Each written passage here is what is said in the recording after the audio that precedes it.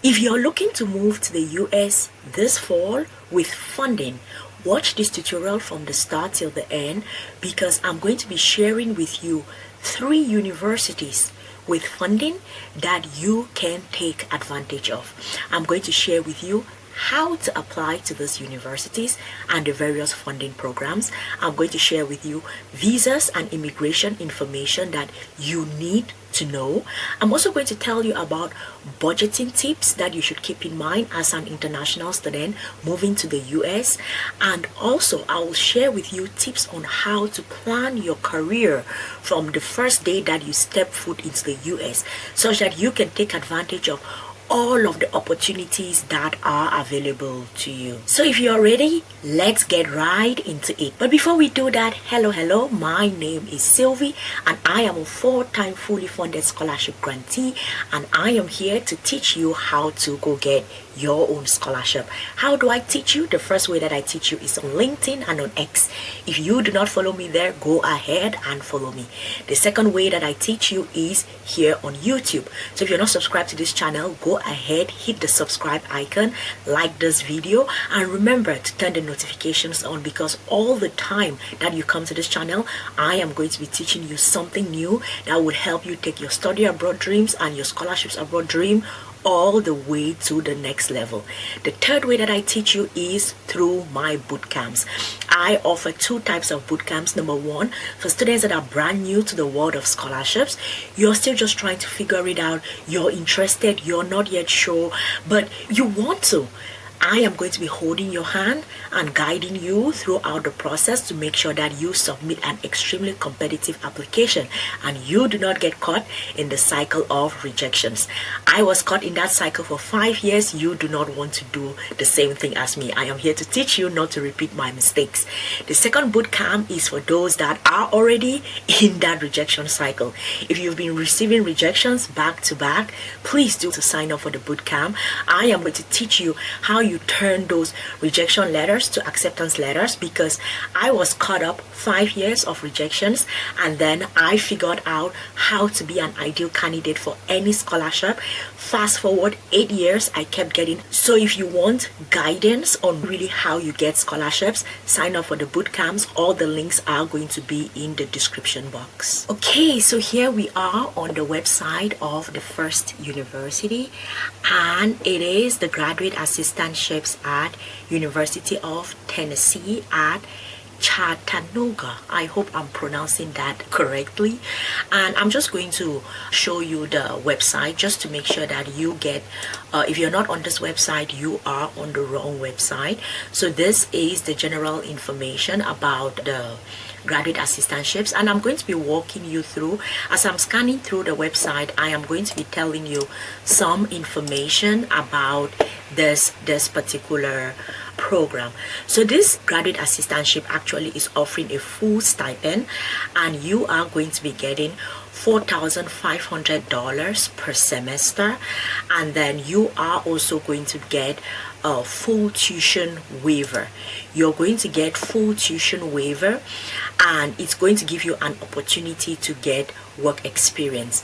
This is going to be for bachelor's, this is going to be for master's students and for doctoral students. The good thing about this is that there are no age requirements, which means that no matter your age, you can get to apply for this. But you should also check with the various departments to be sure that of all of the things that they are requiring, because sometimes it differs from one department to the other. And one thing that I'm interested in sharing with you is that you can actually bring your family to this. Like, you can, through the F2 visa, you can bring your family along, and the F2 visa actually allows dependents to accompany the F1 student. So you can actually, because you who is the student, you will be the F1 student, but you can bring your family along. Okay, and there are various majors that you can study in this program. So you have places like majors like engineering management, computer science, College of Arts, science programs in English, criminal justice, and other departments. So you can apply to any of these departments, and all of these websites and this information that I'm showing you, this is the information that you should be looking at. If you're not looking at this information as you're going through your process, then you are on the wrong website. So before we go to the next university, I want to pause here for a bit and tell you about how you should think about applying for all of these various programs, these graduate assistantships, these funding opportunities, because you have to apply to the university and then you apply to the various graduate assistantship programs, right? The first thing, you need an application strategy, and it will be a tip that I'm going to give you is use ChatGPT to make sure that you can facilitate your application process for all of these universities. Well, I'm going to get to the second university and the third university in a bit, but let me tell you all about how you're going to strategize to apply for this. Number one, you need to get organized. It's extremely important that you have a separate folder for each of these universities such that you do not get things mixed up, okay?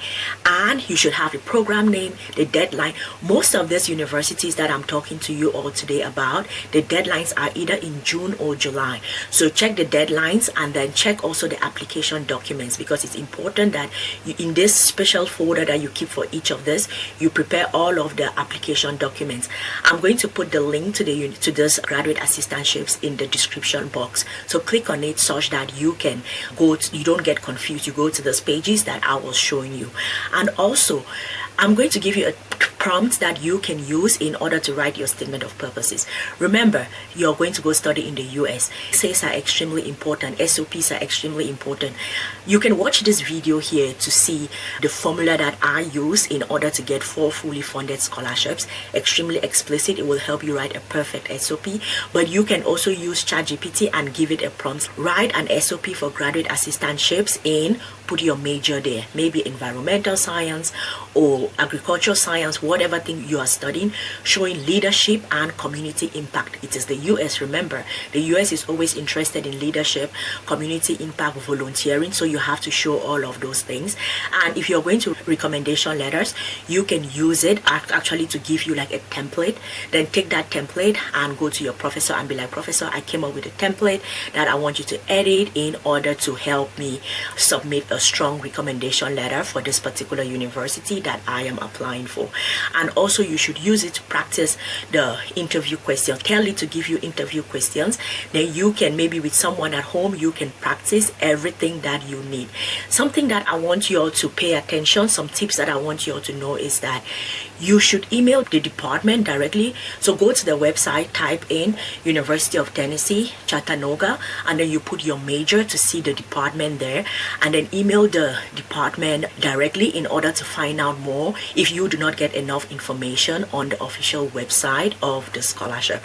And also, you can use LinkedIn to find out like what are the various graduate assistantships in that particular target school. So you can also use LinkedIn as a search engine in order to find, and there you can also even find some professors that may be in your department.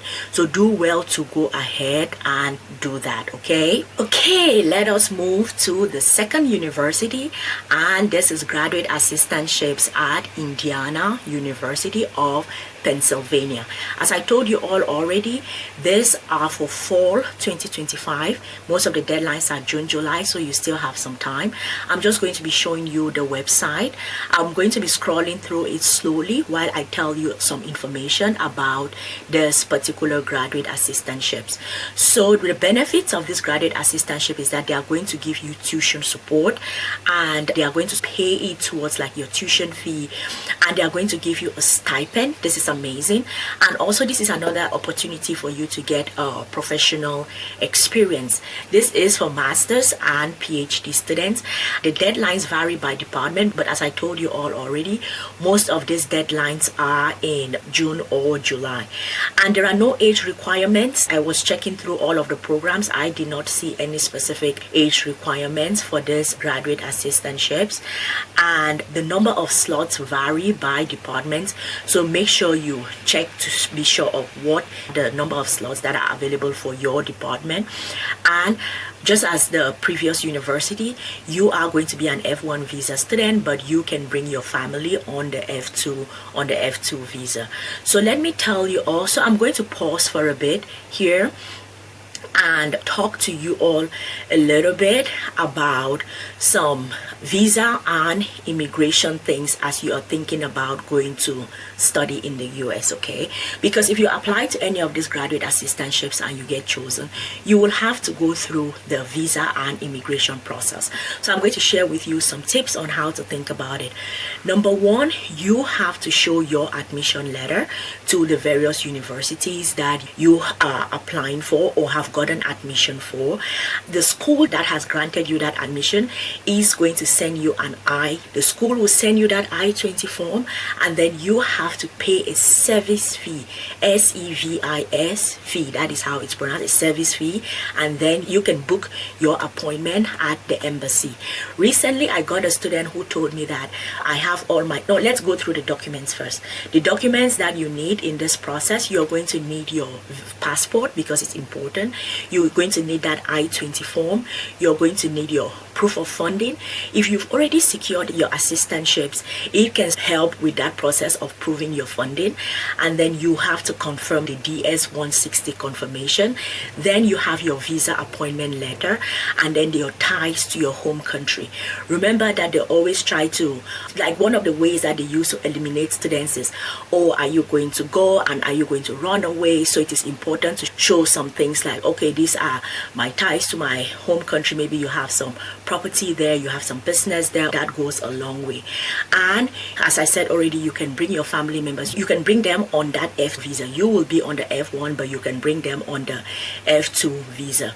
One of the things that you should remember is that when you go to the interview at the embassy, they are going to ask you a lot of questions about your academic goals. So have that cleared out. What is your, think about, like, in 2 years time, in 3 years time, what do you want to be?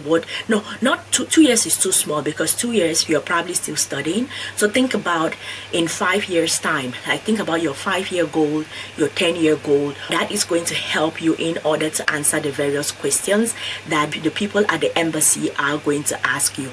I was talking earlier, one student reached out to me. I do live on Wednesdays, so if you want to have a Q&A session with me, join me on Wednesdays live on Instagram, LinkedIn, and on X, where I'm answering questions.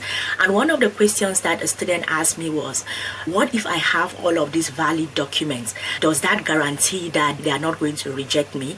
And my answer was, no, it doesn't guarantee that they are not going to reject you. Because I think that, and I was telling them the example where we all live in Tokyo, right? And one of my friends wanted to go do, like, she was going for a short-term program to the US, and it was like a conference. And the people at the embassy looked at her. She was still a student here, so she did not, it's not like she was going to run away or something. And they looked at her and they were like, oh, you're still young, you're single, you do not have any specific ties to Japan. And she was like, I study in Japan, I'm not going to run. And they practically stressed her out to give her a visa to go to the US. And keep in mind, she was going for just a short program. So you really have to prepare a lot when you have to go to the embassy in order to go through this visa and immigration processes.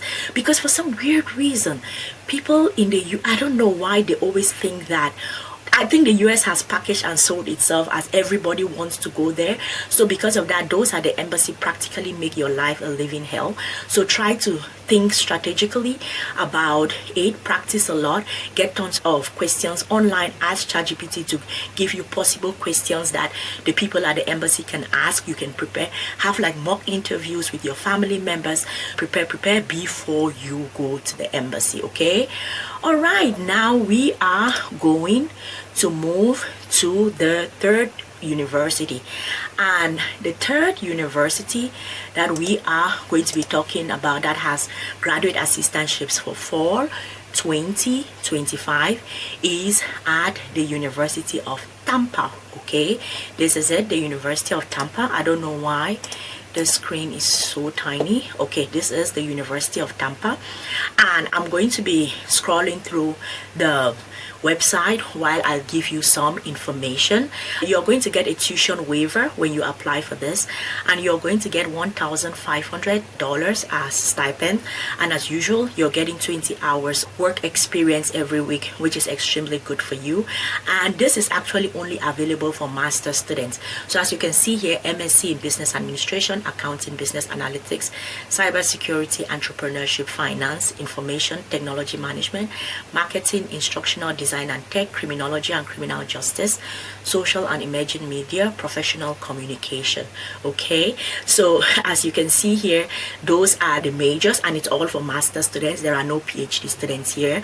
And then for fall, they say invitations are on rolling basis starting from May 1. May 1 was a couple of days ago, so you should apply right now for fall intake. Okay, and I was trying to figure out how many slots are available per program, and I read there that it's 5 slots for each of these programs. I think it is not very shabby, given that students applying from all parts of the world. I think it's not very shabby, 5 slots.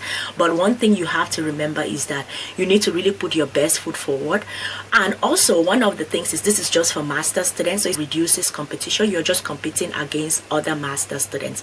So while we pause here, I'm going to talk to you all a little bit about budgeting as an international student when you eventually go to the US. So one of the things that you have to think in mind is, what are some things that you can do in order to save up as much money as you can? And the things that you can do when it comes to books, try to get like PDF books, get library loans, such that you do not have to spend a lot on books. Buy older books. We live in a generation where there is so many things that you can get online. So hard copy books, some people are just like, not interested, so you can buy those books and they will sell them for cheaper.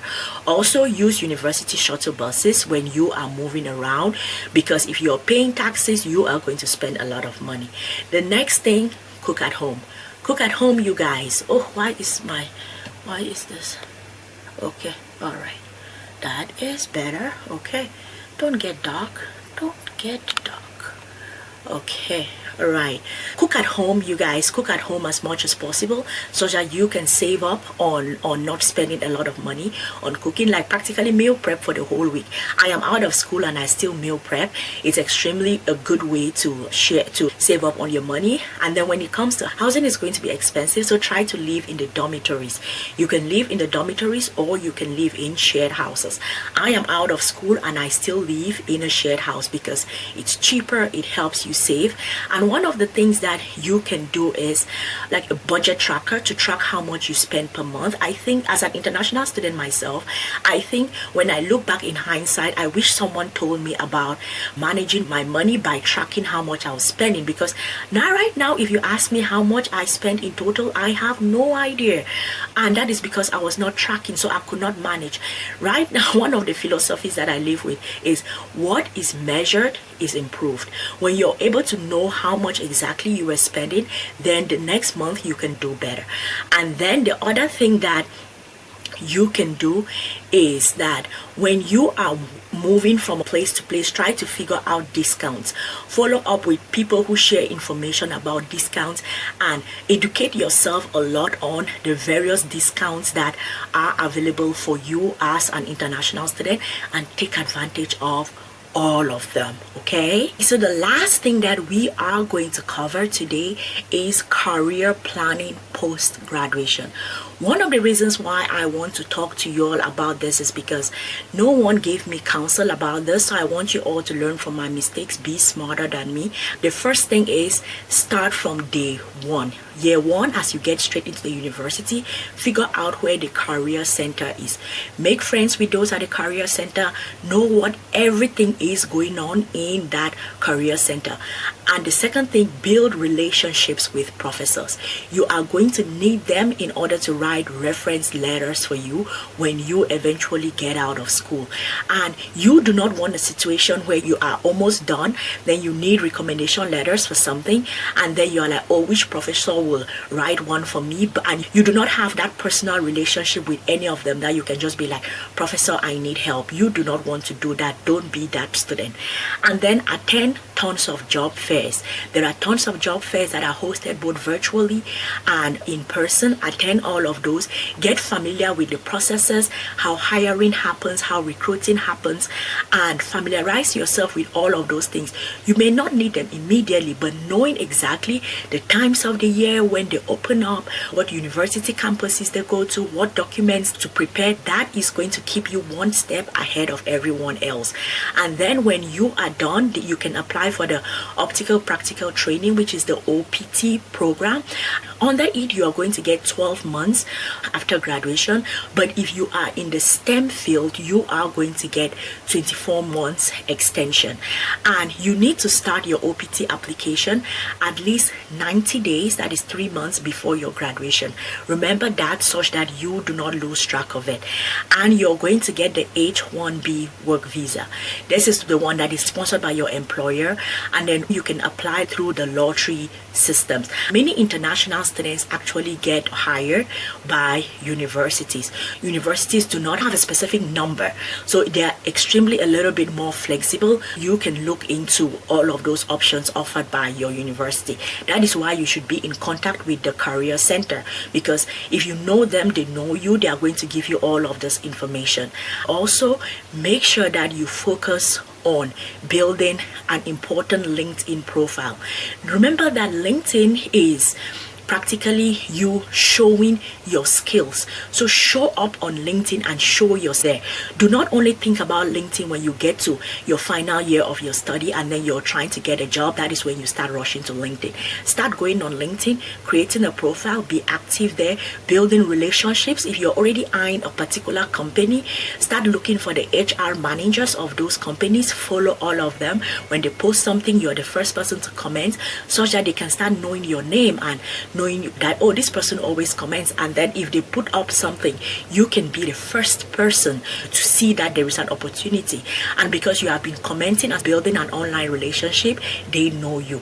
You can also get into things like entrepreneurship, online freelancing, and all of those things in order to build up some kind of a backup plan, because sometimes you can get out of school and it is hard to get a job. But if you've built up some kind of backup plan, it is going to save you for the rainy days. Thank you all so much for watching. I hope that this was helpful.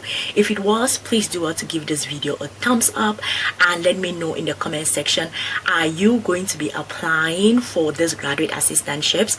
Are you looking to study to the US?